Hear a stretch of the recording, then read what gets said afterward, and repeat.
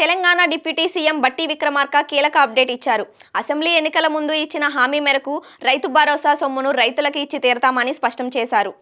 ఈ ఏడాది రాష్ట్ర బడ్జెట్లో వ్యవసాయం, దాని అనుబంధ రంగాలకు 72,659 కోట్లు కేటాయించినట్లు బట్టి వెల్లడించారు. డిసెంబర్ 30 సెక్రటేరియట్లో రైతు భరోసాపై కేబినెట్ సబ్ కమిటీ చైర్మన్ బట్టి విక్రమార్క అధ్యక్షత మంత్రులు, కమిటీ సభ్యులైన తుమ్మల నాగేశ్వరరావు, పొంగిలేటి శ్రీనివాసరెడ్డి, దుద్దిళ్ల శ్రీధర్ బాబులు అధికారులతో సమావేశమై చర్చించారు. సుత్త యాసంగి సీజన్లలోనే రైతు భరోసా ఇవ్వనున్నట్లు ఇదివరకే ప్రకటించారు. ఈ మేరకు అర్హులను గుర్తించేందుకు ఖరారు చేయాల్సిన విధి విధానాలపై 2 గంటల పాటు అధికారులతో చర్చలు జరిపారు. గతంలో రైతు బంధు పథకం అమలైన తీరు, తెలంగాణ వ్యాప్తంగా పర్యటించినప్పుడు రైతులు వ్యక్తం చేసిన అభిప్రాయాలు, అధికారులు సేకరించిన సమాచారంపై మంత్రులు చర్చించారు.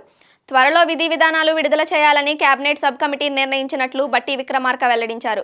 గతంలో మాదిరిగా కాకుండా రైతు భరోసా నిధులను కేవలం సాగులో ఉన్న భూములకు మాత్రమే ఇవ్వనున్నట్లు తెలిపారు. ప్రభుత్వ సొమ్మును ఎట్టి పరిస్థితుల్లోనూ వృధా కానివ్వమని చెప్పారు.